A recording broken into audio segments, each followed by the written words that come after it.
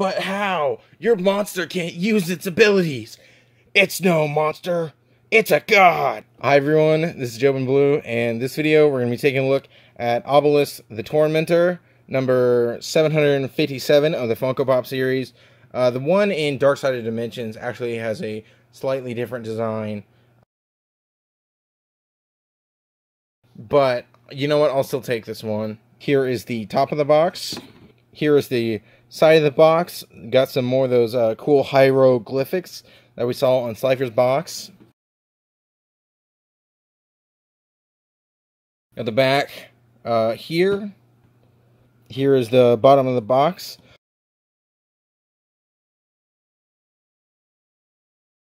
I mentioned during Slifer's review, like it's not fit to scale of like the actual box. It looks like they took the base of the Funko Pop and stuck it on there, which is why I actually have this one here, and it's in a pop protector. Yeah, I'd say that is pretty close to a correct assumption. This was a GameStop exclusive, and as far as I know, it was like super easy to get, at least for me, compared to like Slifer and having to refresh the page for like 20 minutes. Got another hieroglyphic sheet. There was one with Slifer as well. Slifer's was also red, so I think it would have been really cool if they had done the color here in blue instead of red, so like blue for Obelisk, and then they could also do yellow for Raw, but what can you do? On Slifer's package, there were some like special little inserts in there to like keep it blistered inside of this clamshell here, but I am not actually seeing any on here. I forgot about Slifer last week, but there are these like little codes here on the blister packages. It actually is showing up a little bit gray on camera, but I'm going to keep it in this weird kind of lighting just so that you can see. I think that all of these are keyed in here. I know for a fact that this one is keyed in there. And you can actually tell by the slight bit of color difference.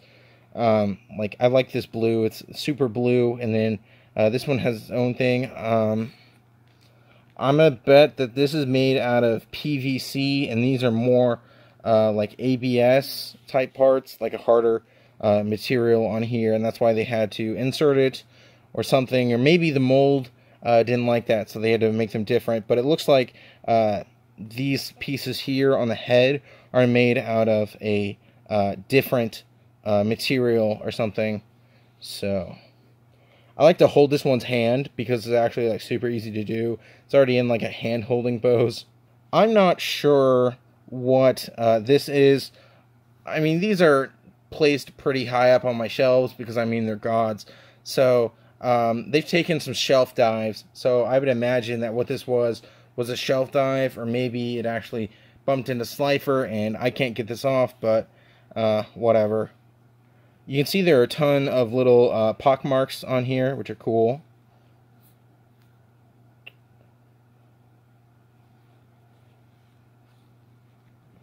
Kind of wish they were colored in, but whatever. If you're not going to have like these kind of like bright lights on them all the time, it's probably not going to be as big of a deal. You probably could go in with a Gunpla pen and color in some of these things, give it that extra slight bit of detail maybe. But this is an exclusive, and I don't have a lot of money, so I'm not going to go out there and take my only one of these things and paint it up with a Gunpla pen, especially considering this thing is probably pretty high on the aftermarket now.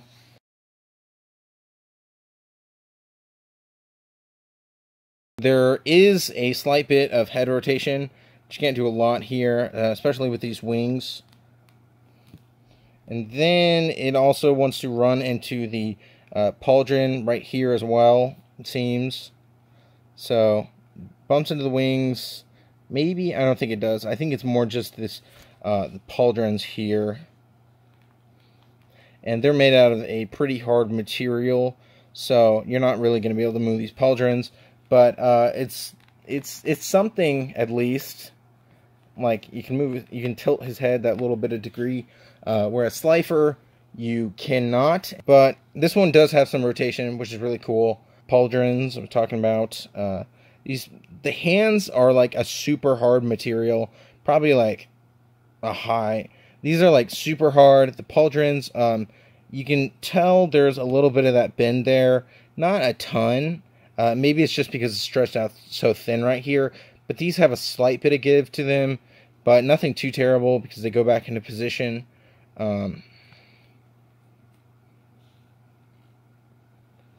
are nice. You see that purple like spray over it? That's kind of cool.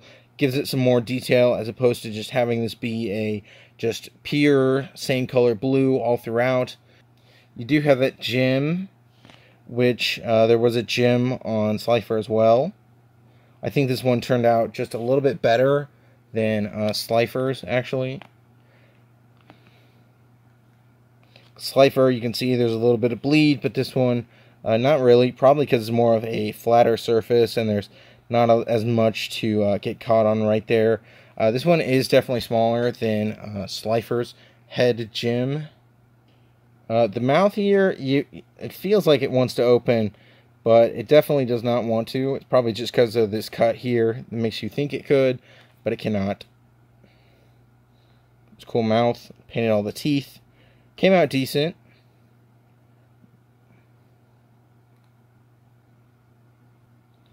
I don't know, I'm like super nitpicky about these things, so like if it's even off by a little bit, I'll be a little bit disappointed, but for the most part I think the colors are nice.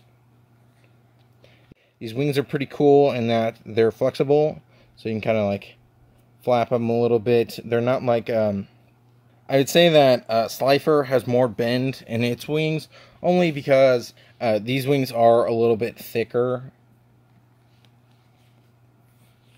Nice wing detail. Of course, kind of reminds you of a gargoyle.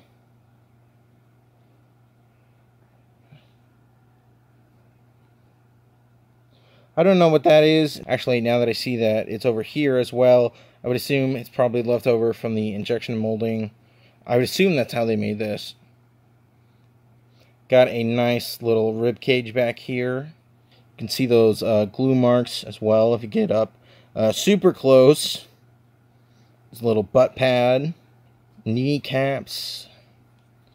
Got some more bits to the thigh here. Got a thong cap. Actually, does kind of have like a thong here. You can see it almost looks like a.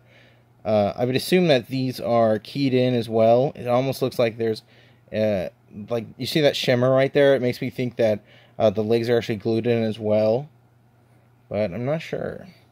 Oh yeah, it probably is definitely a different piece because you can see that. So because of that unfortunateness, it does look like he is wearing underwear, which is kind of funny.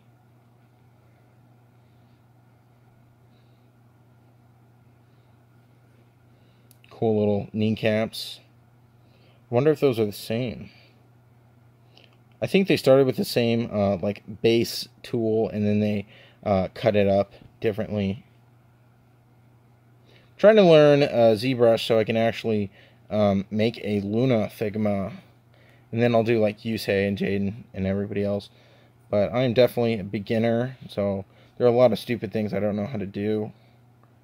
Funko LLC 2020, made in Vietnam, Taiwan, I would assume. Reference to Kazuki Takahashi. Very cool. So it looks pretty cool. Let's go ahead and go to some size comparisons. Alright, so last week I talked about how Slifer has like this weird balancing problem where because they didn't extend the tail out longer or put in a support right here, there are problems with this one where if you like move it too much, it'll like start tipping over. Of course, it doesn't really want to do it right now. Obelisk really doesn't have those problems at all. There's a slight bit of wobble to him, but nothing like super serious. Like you can see, I can tilt that off axis and it'll still bounce back. So there is a really good center of gravity on this one. There shouldn't be any problems with that. It's about 6 inches tall to the top of the head and about 7 1/4 to the top of his head spike. Of course, here it is next to Slifer, who was last week's review. And then over here to the right is Yami Merrick, who will be next week's review. I'm pretty sure at one point Yugi did own Obelisk. Here it is next to the Reveltech DSOD, as well as the Funko Pop from like 2 weeks ago. Here it is next to the Nindoroid Yami Yugi, as well as one of the Gokus. Here we have the Revo Kaiba, as well as the Figma Playmaker. And lastly, here it is next to the Funko Blue White Pea, as well as the Figma Dark Magician Girl.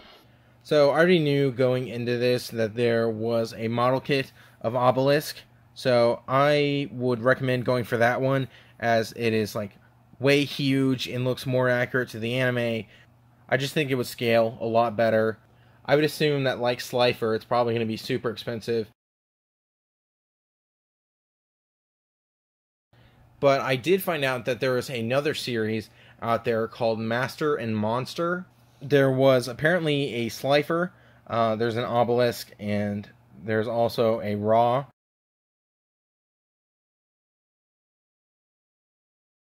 I don't see Figma making any of these anytime soon, so who really knows whenever you're going to see another Obelisk, because I don't plan on building one in ZBrush anytime soon. My best recommendation is to get the model kit, but if the model kit is way out of your price range, this is still really cool. I would say that it fits best with the Nindoroids. Next to the Figmas, it looks pretty small. Yeah, I mean, what more is there to say? I really hope that there is a Raw that gets released. I would still buy Raw, just so that we can go out and finish that set. But I mean, other than that, I would say go ahead and pick it up if you can. If not, you might as well just save and buy the model kit. Yeah, I don't think there's much more to say. Next week, like I said, we're going to be looking at this Yami Merrick Toy Temple exclusive. And then the weeks after that, we're going to look at the Blue Eyes and Red Eyes dragons. And then just go into whatever else I can find, because I'm already almost done with the Yu-Gi-Oh series. So I think that'll wrap it up for this video. This has been Jobenblue. Thank you all so much for watching, and goodbye.